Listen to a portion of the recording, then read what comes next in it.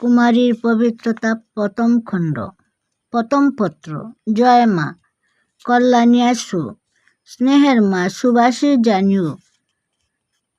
কিন্তু কি আশিস তোমাকে করিতেছি জানো মা? তুমি দীর্ঘায়ু হও, তুমি বিদুষী হও, তুমি যশস্বী হও, ইহাই কি আমার আশীর্বাদ? প্রীতির পাত্রীকে, স্নেহের নিধিকে এইরূপ আশীর্বাদ লোকে করিয়া থাকে। কিন্তু আমি তোমাকে আশীর্বাদ করিব, তুমি পবিত্র হও, তুমি নির্মল হও, তুমি সুন্দর হও।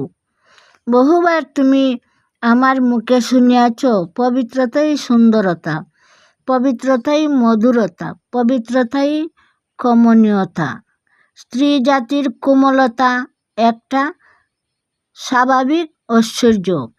কিন্তু পবিত্রতাহীন রূপ ও কমনীয়ত্ব রূপও নহে, ক্লান্তিও নহে।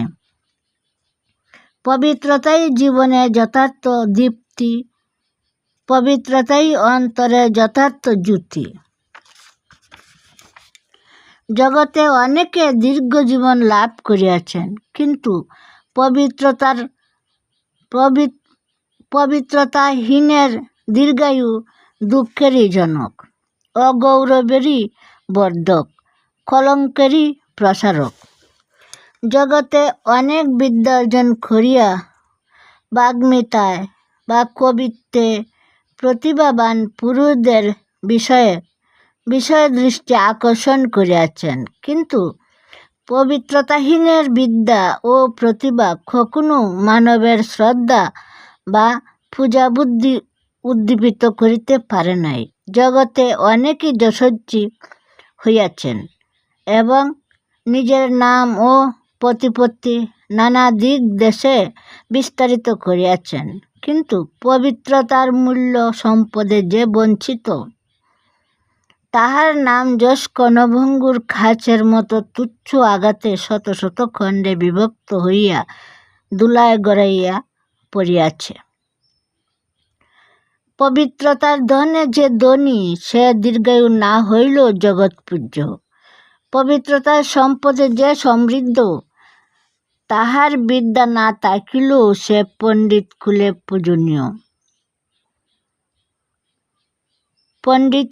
পূজনীয়। পবিত্রতা হইতে যে স্খলিত হয় না, নাম যশ তাহার না থাকিলেও সে সমগ্র জগতের অর্চনার যোগ্য। এজন্যই আমি আশীর্বাদ করিতেছি, তুমি পবিত্র হও। এই আশীর্বাদ আমি কাহারও মুখে প্রথম শুনিয়াছি জানো? এই আশীর্বাদ আমি কাহার মুখে প্রথম শুনিয়াছি জানো? আমার মায়ের মুখে, যে জননী 10 মাস 10 দিন জঠরে ধরিয়া আমাকে ধরণীর সুষমামণ্ডিত দৃশ্যাবলী দর্শনের সুযোগ দিয়াছিলেন। বুলুকে সাক্ষাৎ পরমহেশ্বরী সেই জননী আমাকে এই আশীর্বাদ করিয়াছিলেন, আর তাহারই প্রদত্ত তাহারই আশীর্বাদের শক্তিতে আমি ভুবন ভরিয়া বিচরণ করিয়া বেড়াইতেছি। তোমরা আমাকে ভালোবাসো, তোমরা আমার দেশ দেশান্তর ভ্রমণের কাহিনী শুনিতে ভালোবাসো।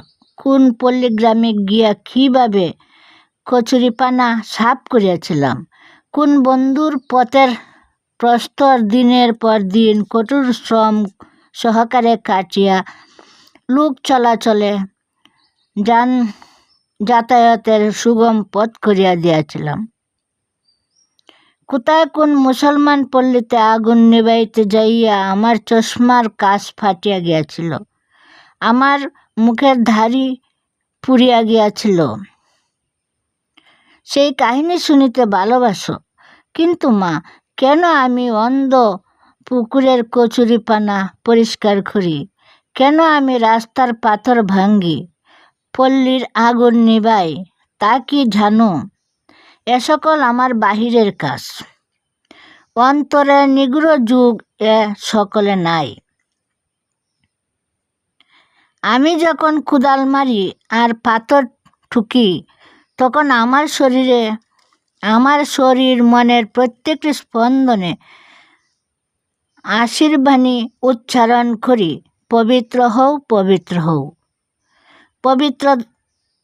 পবিত্রতার অভিনব এক নয়ন বিমোহন জগৎ সৃষ্টি করিবার আশীর্বাদ আমি আমার জন্মধাত্রীর জঠর হইতে লইয়া আসিয়াছি।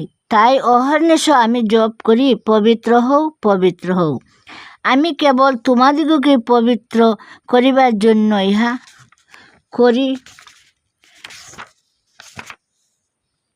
ইহা করি তাহা নহে, ইহার দ্বারা আমি নিজেকেও পবিত্র করি।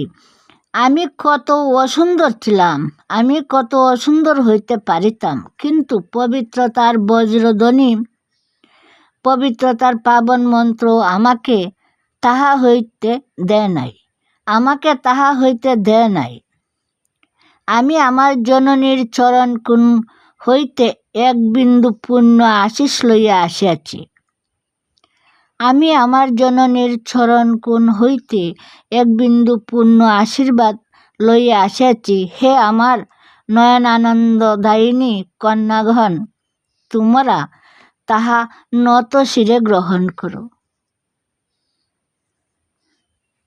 তোমরা পবিত্র হও। জীবনের দুর্গম বন্ধুর পথে মানব মানবীর সমক্ষে কত প্রলোভন,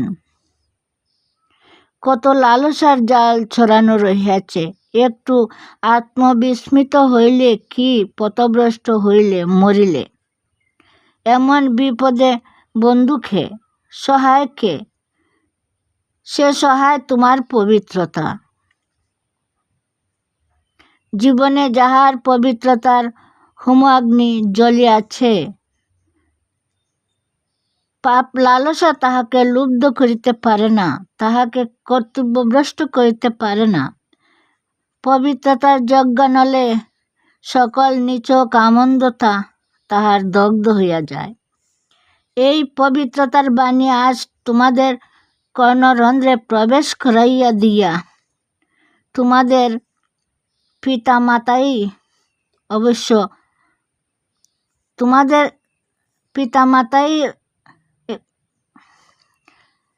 এই পবিত্রতার বাণী আজ তোমাদের কর্ণরন্ধ্রে প্রবেশ করাইয়া দেওয়া তোমাদের পিতামাতারই অবশ্য পালনীয় কর্তব্য। কিন্তু তাহারা যদি শুনাইবার অবসর না পাইয়া থাকেন, তবে আজ আমি শুনাইব। কত প্রিয় কথা কহিব, কত অপ্রিয় কথা কহিব, রাগ তো করিবে না মা। কত জানা কথা কহিব, কত অজানা কথা কহিব, বিরক্ত তো হইবে না মা।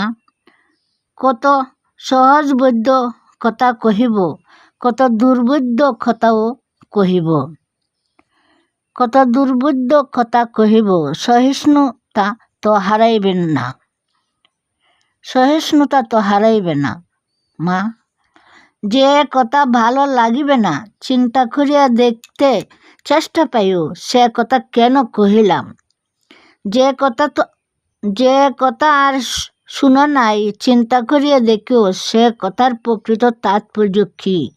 সেই কথাটুকু হইতে কোন শিক্ষণীয় বিষয় আয়ত্ত করিতে হইবে। যে কথা শুনিতে ক্লেশ হইবে, বারংবার পাঠ করিও এবং চেষ্টা করিয়া দেখিও তাহার নিগূঢ় মর্ম বুঝিতে পারো কিনা। সোজা কথাটিও অপেক্ষা করিও না, কারণ জগতের অনেক কঠিন সত্য অতি সহজ রূপ ধরিয়া প্রকাশ পায়। আমরা সহজ দেখিয়া তাহার গভীর রহস্যকে কখনো তলাইয়া বুঝা প্রয়োজনও মনে করি না। জানা কথাটিকে ও অবজ্ঞা করি না, কারণ জানা কথাকে ভালো করিয়া জানতে হইলেও একটা একাগ্রতার প্রয়োজন হয়। এটা সাধনার